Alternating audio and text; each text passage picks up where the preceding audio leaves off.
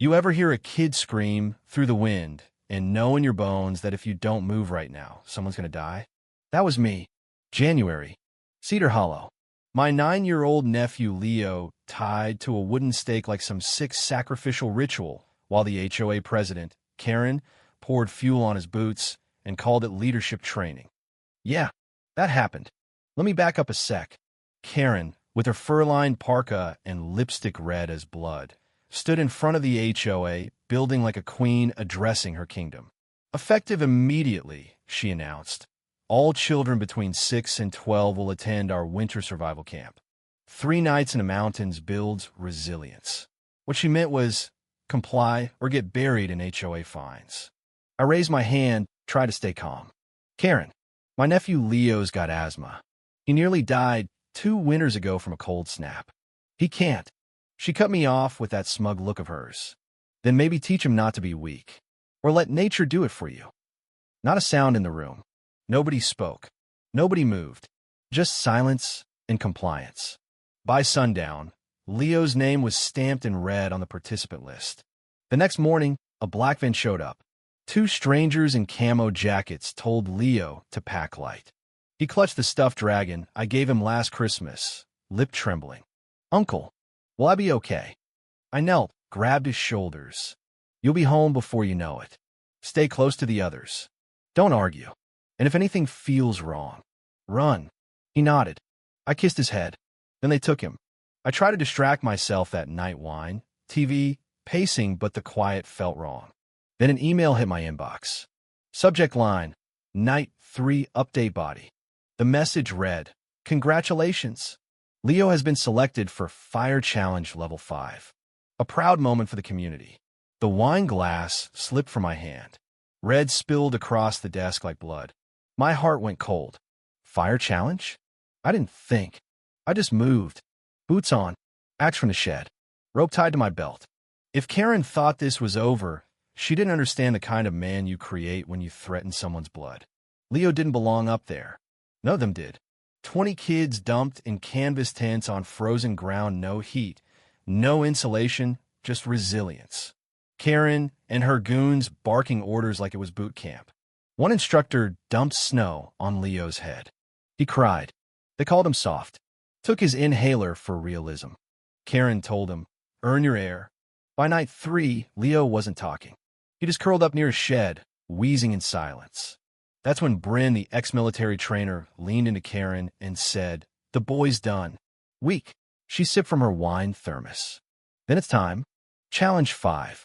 Amanda, clipboard in hand, hesitated. Are you sure? Karen didn't blink. The parents don't matter. Not if we deliver results. They tied Leo to a wooden post. He didn't scream. Just tilted his head back toward the stars like he was praying someone would come. Karen held a canister. This is symbolic, she said. He overcomes the fire, or he dies the weakling his uncle coddled. They poured the liquid. Lit the match. I saw it all from the ridge, hidden behind a tree. When I saw the flames catch his sleeve, when Leo turned his head and saw me, eyes still trusting. That's when I moved. The cold didn't matter. The wind didn't matter. I charged down that slope like hell itself had broken loose. Axe in hand, I hit the flame shoulder first. Cut through the rope. Caught Leo as he fell, coughing. His sleeve melted to his skin. I've got you, I whispered.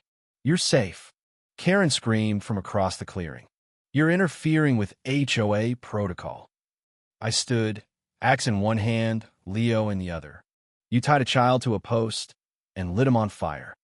It's a symbolic challenge, she snapped. I stepped forward. Learn what? How to be scared. How to die quietly. She backed up. No Bren. No Amanda. Just her and me. You're trespassing, she warned. I'll call the police. Good. Let them see what leadership looks like when it burns.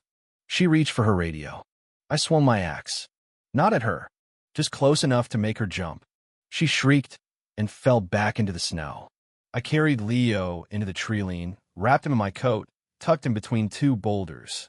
Stay right here, I told him. I'll be back. Then I returned. Karen was still by the fire. Shaking now. Alone. She tried to call for help. I kicked the radio from her hands. You're insane, she said. No, I growled. I'm just getting started.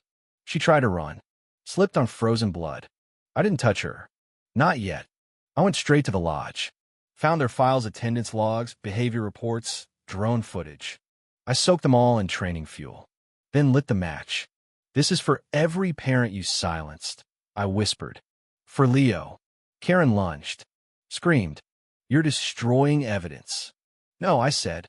I'm erasing your legacy. She reached for the fire. I grabbed her, flung her down. Try documenting that in your next newsletter. You'll go to prison, she spat. Maybe, but you'll live with this. I tore the HOA badge off her coat, heated it in the flames until it glowed white. She saw what I was doing and started begging. Wait, please, you don't have to. You're right, I said. I don't have to. I need to. I slammed her hand into the snow. Pin it down. Pressed the badge to her skin. She screamed like the mountain itself split in two. That's for Leo, I snarled. So you never forget what power really costs. I left her there, sobbing in the snow, a badge branded into her hand like confession. Later, I found Leo right where I left him, shaking but alive. I carried him through the storm, down the mountain, straight to the truck. Got him warm. Kept him talking baseball, dragons, anything but fire. At the hospital, they said 2nd and 3rd degree burns. Skin grafts. Months of healing. But he'd live. I sat by his bed all night. You came, he whispered. Always, I said. She said I was weak. She's a coward, I told him. You're stronger than she ever was. Is she gone? Her empire is. He looked me in the eye. Can we go back someday? Why? So I can stand where I didn't die. Yeah, kid. One day. Karen was found hours later frostbitten, burned, mumbling about protocols and metrics. The trial was fast. Footage recovered. Parents came forward. Leo wasn't the first, just the first to live long enough to speak. Karen was sentenced to 28 years in a trauma rehab center, not prison, surrounded by survivors.